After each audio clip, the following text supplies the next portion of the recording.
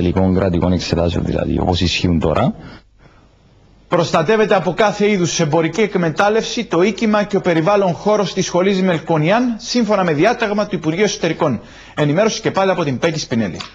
Την ικανοποίηση και ανακοίνωση της εκφράζει η κοινότητα των Αρμενίων στην Κύπρο για το διάταγμα του Υπουργείου Εσωτερικών, σύμφωνα με το οποίο όλες οι ιστορικές πετρόχτισες οικοδομές και ο περιβάλλον χώρος του Εκπαιδευτικού Ινστιτούτου Μελκονιάν κηρύσσονται διατηρητέα.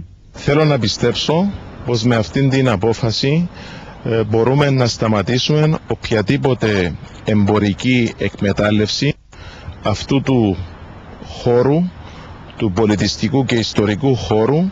Η σχολή έχει μεγάλη συναισθηματική αξία για την κοινότητα των Αρμενίων, καθώς χτίστηκε το 1926 με εντολή του Πατριάρχη των Αρμενίων στην Κωνσταντινούπολη, με σκοπό να φιλοξενήσει 500 παιδιά που έχασαν τους γονείς τους κατά τη διάρκεια της γενοκτονίας. Αυτά τα ωραία δέντρα που βλέπετε εδώ είναι φυδεμένα από τα πρώτα ορφανά μωρά που είχαν έρθει εδώ όταν άρχισε να λειτουργήσει σαν ορφανοτροφείο η σχολή Μελκονιάν.